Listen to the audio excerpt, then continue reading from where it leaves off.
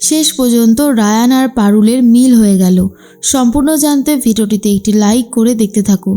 গল্পের শুরুতেই দেখা যায় পারুল আর রায়ান দুজন মিলে কথা বলতে থাকে। পারুল তখন বলে, এই রায়ান, এই কোর্টটা তো তাহলে সত্যি সত্যি রে, তার মানে কোর্টের সব আদেশ আমাদেরকে মানতে হবে, আমাদেরকে হানিমুনে যেতে হবে? অসম্ভব, আমি কোনোভাবেই তোর সাথে হানিমুনে যেতে পারবো না। এমনিতেই এক ঘরে একই বিছানায় শুতে শুতে আমার অবস্থা খারাপ হয়ে গেছে। আমি আর কখনোই এটা মেনে নিতে পারবো না। আমার পক্ষে এটা মেনে নেওয়া সম্ভব নয়।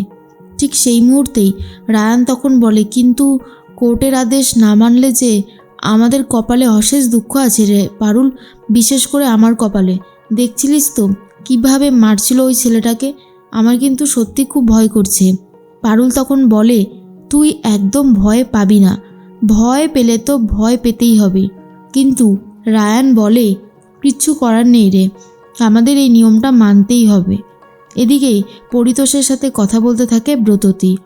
দূর থেকে সেটা লুকিয়ে লুকিয়ে দেখতে থাকে মৌসুমি আর বলে, কি করে যে এতক্ষণ কথা বলছে আর কি কথাই যে বলছে সেটাই শুনতে পারছি না। এই দোকানটার আশেপাশে কোনো ঝোপঝাড়ও নেই যে লুকিয়ে লুকিয়ে এনাদের কথাগুলো শুনবো। আসলেই পরিতোষবাবু ভালোবাসত ব্রততীকে, কিন্তু কোনোভাবেই আশুতোষবাবু মেনে নেয়নি বলেই পরিতোষবাবু নিজের ভালোবাসাকে বিয়ে করতে পারেনি। ঠিক সেই মুহূর্তেই চলে এসেছিল মৌসুমি, এসেই রীতিমতো পরিতোষবাবুকে নিয়ে টানাটানি শুরু করে দেয় আর বলে, তোমার ওনার সাথে এত কি কথা? না না, আমাকে বলো তোমার ওনার সাথে এত কি কথা থাকতে পারে? পরিতোষবাবু বলে, কি কথা থাকতে পারে সেটা তুমি জানো না? আমি ওই হানিমুনটার ব্যাপারে কথা বলছিলাম, সমস্ত কিছু নিয়মকানুন জেনে নিচ্ছিলাম। এদিকে রায়ান আর পারুল দুজন মিলে নিজেদের ব্যাগপত্র গুছিয়ে নিয়েছে বেড়াতে যাবে বলে। আর যেখানে গেছে ঘুরতে, যে হোটেলে উঠেছে সেই হোটেলেই ছদ্মবেশে রয়েছে শিরিন আর সংযুক্তা। শিরিন বলে, ভাগ্যিস রায়ান আর পারুল যে এখানে আসছে সেটা মৌসুমি আন্টি আমাকে বলে দিয়েছিল, তাই জন্যই তো এত বড় একটা চান্স নিতে পারলাম, তাই না ম্যাডাম? সংযুক্তা বলে, একদমই তাই, আর এই কাজটা আমাদেরকে খুব ভালোভাবে করতে হবে যেন কোনো অসুবিধা না থাকে। এর মধ্যেই চলে গেছে সেখানে রুক্মিণী, অনিরুদ্ধ স্যার, আর গেছে মল্লারের পর্দা, সবাই মিলে গেছে। আর গেছে উকিল ঋত্বিক। আর ঋত্বিক তখন বলে, সমস্ত প্ল্যান কিন্তু হয়ে গেছে, কেউ কিন্তু গুলিয়ে ফেলবেন না, তাহলেই সর্বনাশ। তখনই রুক্মিণী বলে, না না, কোনো সমস্যা হবে না, সব কিছুই খুব ভালোভাবে সামলাতে হবে। এর মধ্যেই রায়ান তখন বলে, দে তোর ব্যাগটা, আমি নিয়ে যাচ্ছি। পারুল তখন বলে, কেন? তুই আমার ব্যাগ নিয়েতে যাবি কেন? তোর তো ভালোবাসার বিটি আছে, তুই বরং তাকে নিয়ে ভাব, বুঝলি তো? এর মধ্যেই রিসেপশানে চলে গেছে।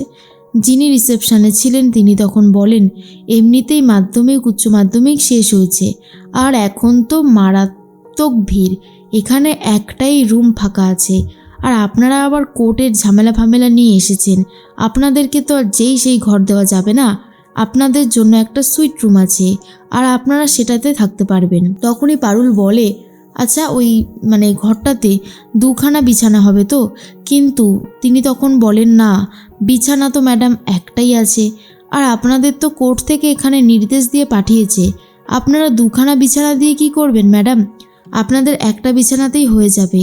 কিন্তু পারুল আর রায়ান কোনোভাবেই থাকতে চাইছিল না, কিন্তু রায়ান তখন ভাবে বারবার করে ওই মারের কথাটা আর বলে, দেখ পারুল, আর এখন এসব বলে লাভ নেই, চল আমরা ঘরে ঢুকে পড়ি।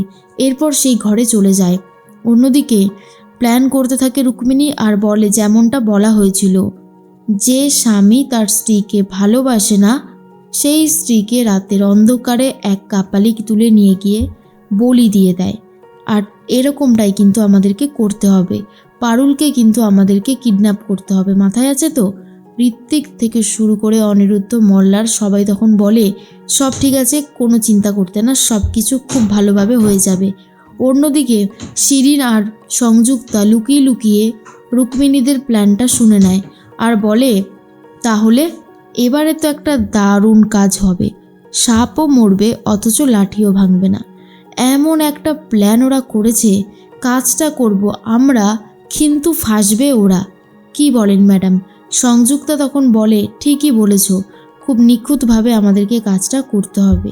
এর মাঝখানেই রায়ান আর পারুল ঘরে ঢুকে গেছে আর বলে, এই মা, এর ওয়াশরুমের দরজা তো একদমই জাতা, সব কিছু তো দেখা যাবে এপার ওপার। এই ঘরে আমি কোনোভাবেই থাকতে পারবো না। রায়ান তখন পারুলকে বলে, শোন জন্তু, বাড়াবাড়ি করিস না, এই তাই একটা রুম পেয়েছি অনেক কষ্টে, আর এখন যদি তুই এসব কিছু শুরু করিস তাহলে কিন্তু খুব একটা ভালো হবে না।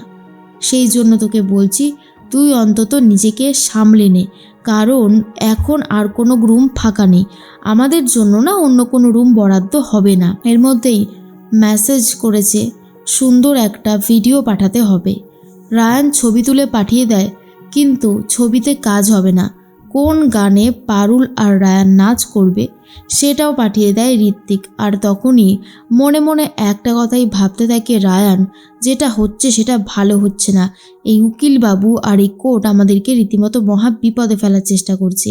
দুজন মিলেই খুব সুন্দর ডান্স করতে থাকে, রোম্যান্টিক ডান্স। আর তারপরে সেই ভিডিওটা পাঠিয়ে দেয়, আর সেই ভিডিওটা দেখার পরে রীতিমতো সবাই খুব খুশি হয়ে যায় আর বলে, যাক বাবা, এখানে এসে অন্তত আমাদের কথাগুলো মেনে চলছে, এটাই অনেক বড় ব্যাপার।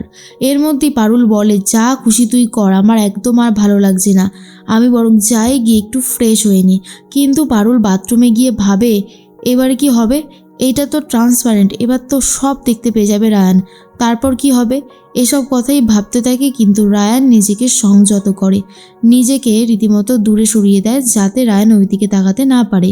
কিন্তু পারুল একটা কথা বারবার করে ভাবে, যা শুরু করেছে কোর্ট, তাতে আরও বড়সড় ঝামেলা হবে, এটা একদম নিশ্চিত।